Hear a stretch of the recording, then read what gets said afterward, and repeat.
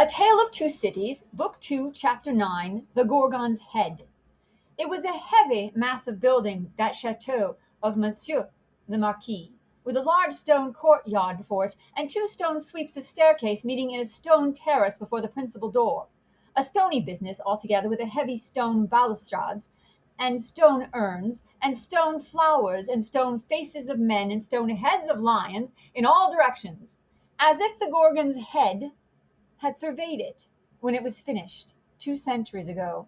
Up the broad flight of shallow steps, Monsieur the Marquis Flambeau proceeded, went from his carriage, sufficiently disturbing the darkness to elicit loud remonstrance from an owl in the roof of the great pile of stable building away among the trees. All else was so quiet that the flambeau carried up the steps, and the other flambeau held at the great door burnt, as if they were in a close room of state, instead of being in the open night air.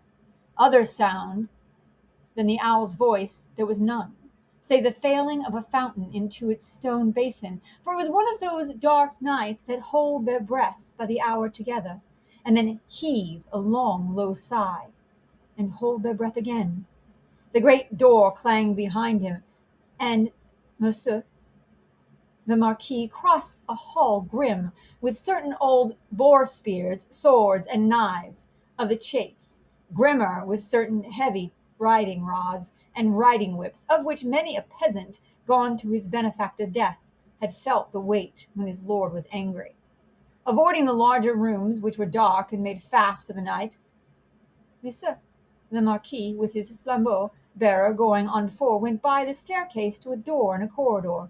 This thrown open admitted him to his own private apartment of 3 rooms, his bedchamber and 2 others, high vaulted rooms with cool uncarpeted floors, great dogs upon the hearths for the burning of wood in winter time, and all luxuries befitting the state of a marquis in a luxurious age and country. The fashion of the last Louis but one of the line that was never to break, the 14th Louis, was conspicuous in their rich furniture, but it was diversified by many objects that were illustrations of old pages in the history of France. A supper table was laid for 2. In the third of the rooms, a round room, in one of the chateau's 4 extinguisher-top towers, a small lofty room with its window wide open and the wooden jalousie blinds closed, so that the dark night only showed in light horizontal lines of black, alternating with their broad lines of stone color. My nephew, said the Marquis, glancing at the supper preparation.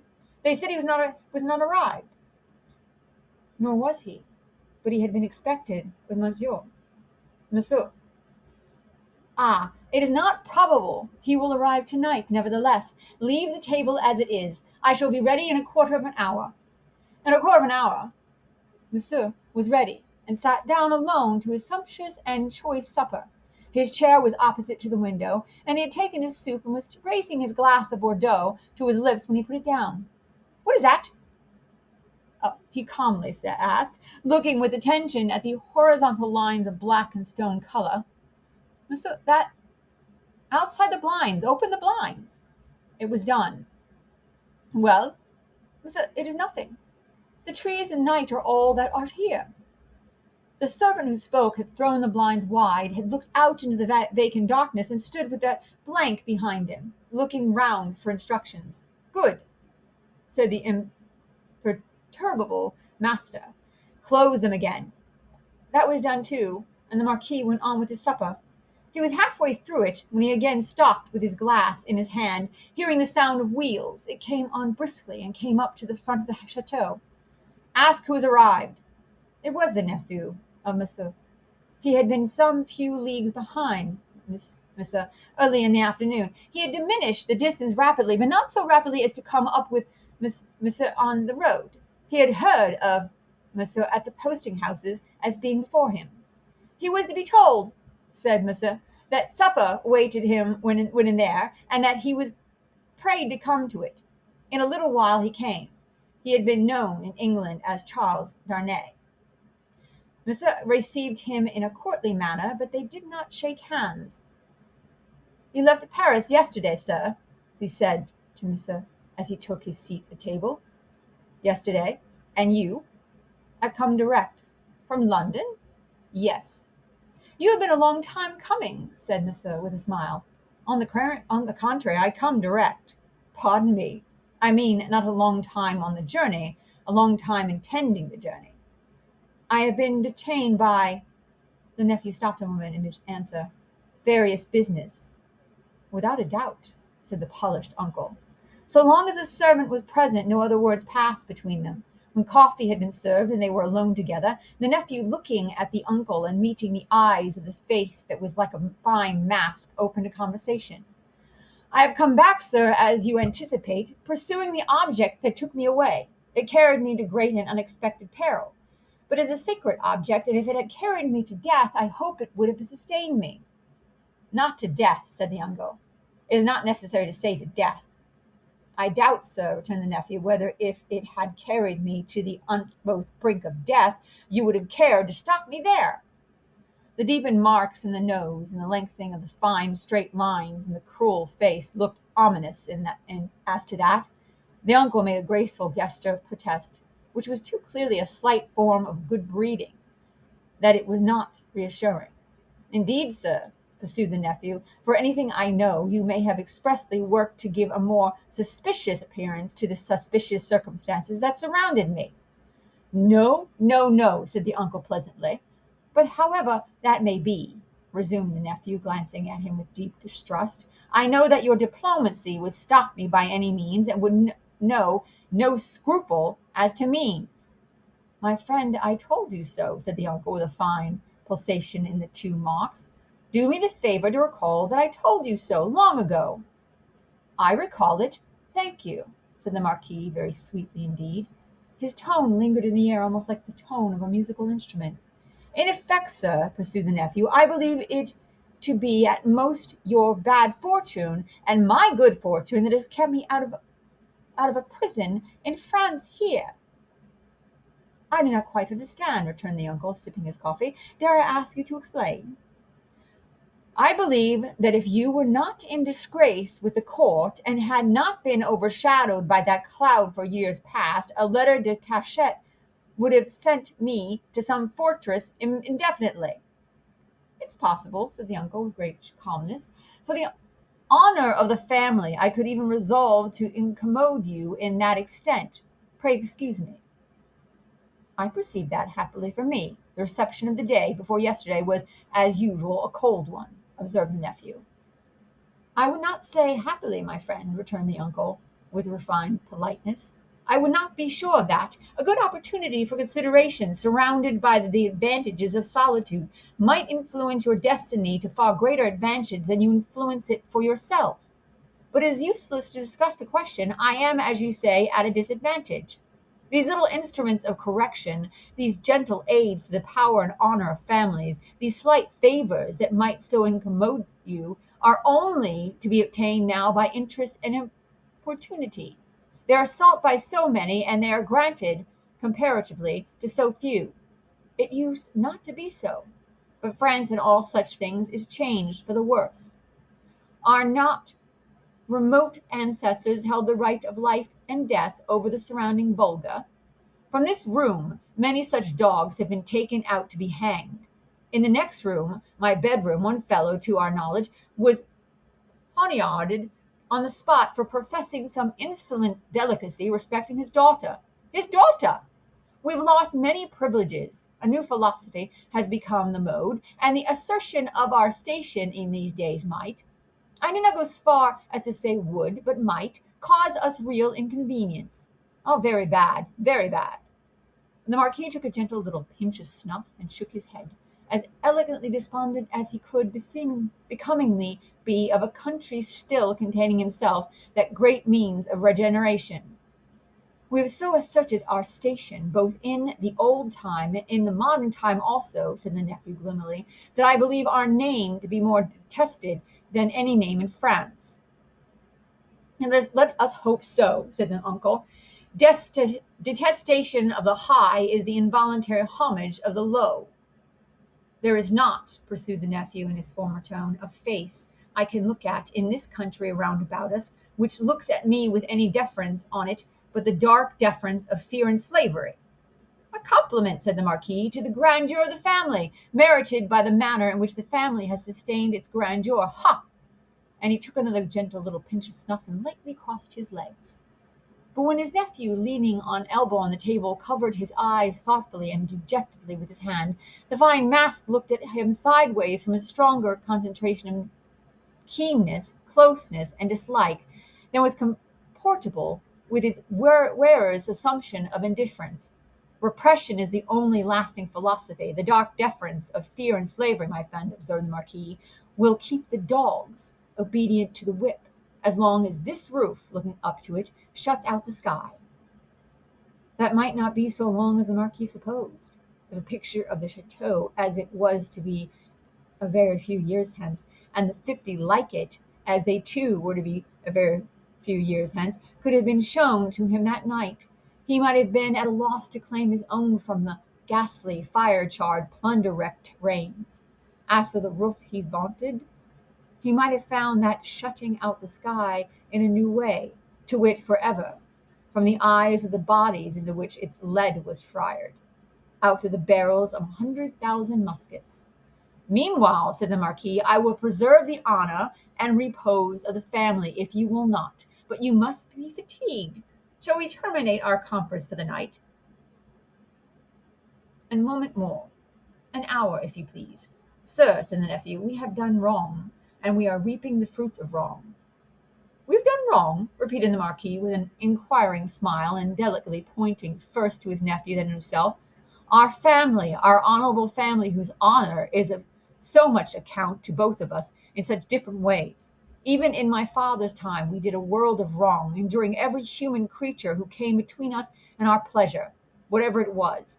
Why need I speak of my father's time when it is equally yours? Can I separate my father's twin brother, joint inheritor, and next successor from himself? Death has done that, said the Marquis, and has left me, answered the nephew, bound to a system that is frightful to me, responsible for it, but powerless in it, seeking to execute the last request of my dear mother's lips and obey the last look of my dear mother's eyes, which implored me to have mercy and to redress, and tortured by seeking assistance and power in vain. Seeking them from me, my nephew, said the Marquis, touching him on the breast with his forefinger. They were now standing by the hearth. You will forever seek them in vain, be assured. Every fine state line in the clear whiteness of his face was cruelly, craftily, and closely compressed, while he stood looking quietly at his nephew with his snuff-box in his hand. Once again he touched him on the breast, as though his finger were the fine point of a small sword, with which, in delicate finesse, he ran him through the body, and said, My friend, I will die, perpetuating the system under which I have lived. When he had said it, he took a culminating pinch of snuff, and put his box in his pocket. Better to be a rational creature, he added, than after ringing a small bell on the table, and accept your natural destiny. But you are lost, Monsieur Charles, I see. This property and France are lost to me, said the nephew sadly. I renounce them. Are they both yours to renounce? France may be, but as a property, it is scarcely worth mentioning, but is it yet? I had no intention in the words I used to claim it yet. If it passed to me from you tomorrow, which I have the vanity to hope is not probable, or 20 years hence, you do not mean too much. You do me too much honor, said the Marquis. Still, I prefer that supposition. I would abandon it and live otherwise and elsewhere. It is little to relinquish.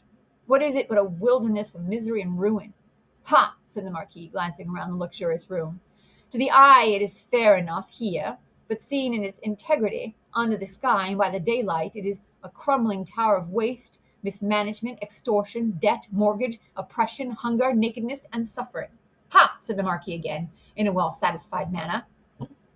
If it ever becomes mine, it shall be put into some hands better qualified to free it slowly, if such a thing is possible, from the weight that drags it down, so that the miserable people who cannot leave it, and who have been long wrung to the last point of endurance, may in another generation suffer less. But it is not for me. There's a curse on it, and on all this land.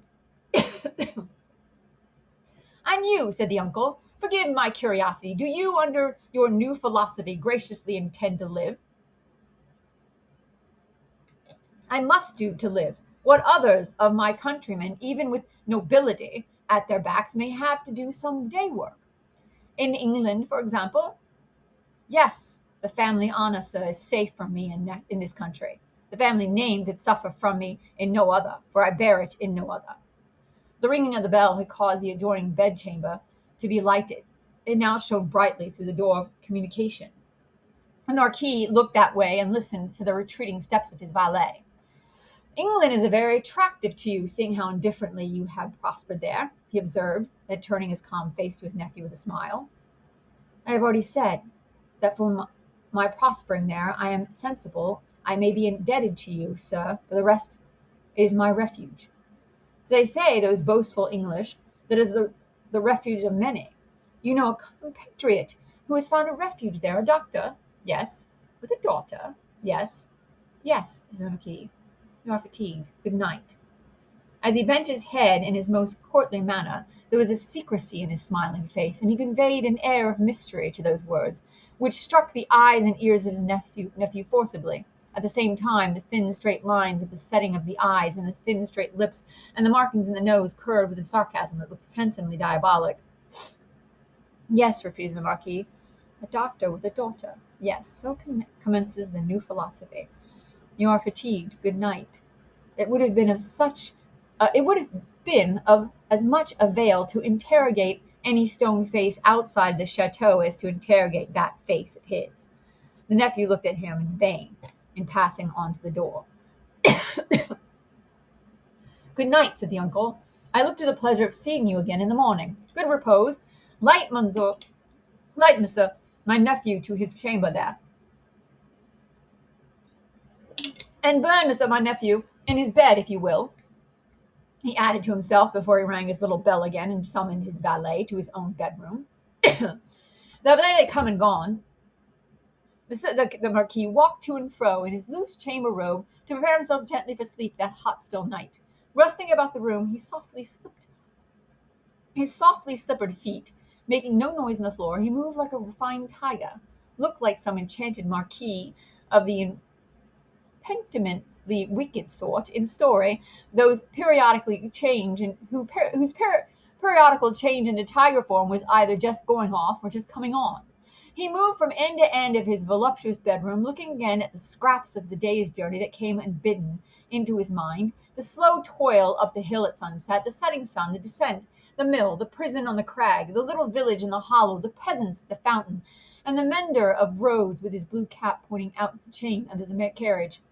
That fountain suggested the Paris fountain, the little bundle lying on the step, the women bending over it, and the tall man with his arms up crying, dead. I am cool now, said Monsieur the Marquis, and may go to bed. So leaving only one light burning on the large hearth, he let his thin gauze curtains fall round him, and heard the night break its silence with a long sigh as he composed himself to sleep. The stone faces on the outer walls stared blindly at the black night for 3 heavy hours. For 3 heavy hours the horses in the stables rattled at their racks, the dogs barked, and the owl made a noise with very little resemblance in it to the noise conventionally assigned to the owl by men poets.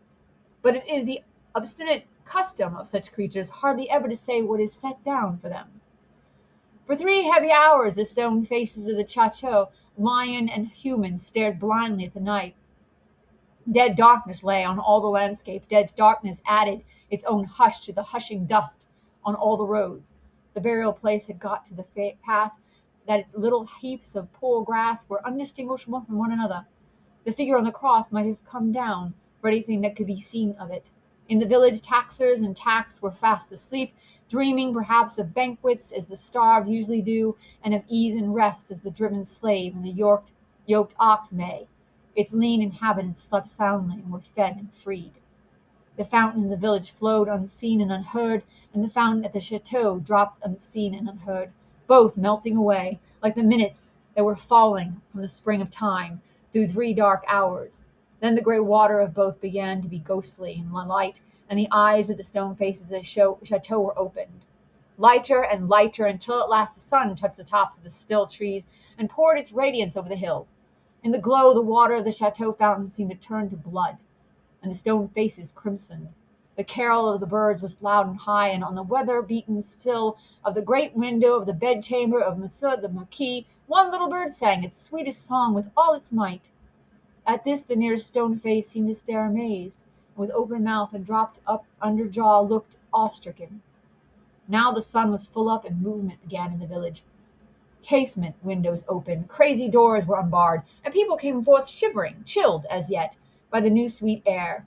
Then began the rarely lighted toil of the day among the village population, some to the fountains, some to the fields, men and women here to dig and delve, men and women there to see to the poor livestock and lead the bony cows out to such pasture as could be found by the roadside. In the church of the cross, a kneeling figure or two, attendant on the latter prayers, and the led cow trying for a breakfast among the weeds at its foot. The chateau awoke later, as became its quality, but awoke gradually and surely. First the lonely boar spears and knives of the chase had been reddened as of old, then had gleamed trenchant in the morning sunshine. Now doors and windows were thrown open. Horses in their stables looked around over their shoulders at the light and freshness pouring in at the doorways. Leaves sparkled and rustled in iron-grated windows. Dogs pulled hard at their chains and reared impatient to be loosed. As these trivial incidents belong to the routine of life and the return of morning, surely not so the ringing of the great bell of the chateau, nor the running up and down the stairs, nor the hurried figures on the terrace, nor the booting and tramping here and there and everywhere, nor the quick saddling of horses and riding away. What winds conveyed this hurry to the grizzled mender of roads, already at work on the hilltop beyond the village, with his day's dinner not much to carry, lying in a bundle that it was worth no cow's while to peck at, on a heap of stones? Had the birds, carrying some grains of it to a distance, dropped one over him as they sowed chance seeds? Whether or no, the mender of roads ran, on the sultry morning, as if for his life, down the hill knee-high in dust, and never stopped till he got to the fountain. All the people of the village were at the fountain, standing about in their depressed manner, and whispering low, but showing no other emotions than grim curiosity and surprise. The led cows, hastily brought in tethered to anything that would hold them, were looking stupidly on, or lying down chewing the cud of nothing particularly repaying their trouble, which they had picked up in their interrupted saunter. Some of the people of the chateau, and some of those of the posting house, and all the taxing authorities were armed more or less, and were crowded on the other side of the little street in a purposeless way that was highly fraught with nothing. Already the mender of the roads had penetrated into the midst of a group of 50 particular friends, and was smiting himself in the breast with his blue cap. What did all this portend? And what portended the swift hoisting up of Monsieur Gabelle behind a servant on horseback, and the conveying away of the said Gabelle, double laden though the horse was, at a gallop, like a new version of the German ballad of Lenora? It portended that there was one stone face too many up at the chateau. The Gorgon had surveyed the building again in the night, and had added to the one stone face wanting, the stone face for which it had waited through about 200 years. It lay back on the pillow of Monsieur the Marquis. It was like a fine mask, suddenly startled, made angry and petrified. Driven home into the heart of the stone figure, attached to it was a knife. Round its hilt was a frill of paper, on which was scrawled, "Drive him fast to his tomb. This from Jacques."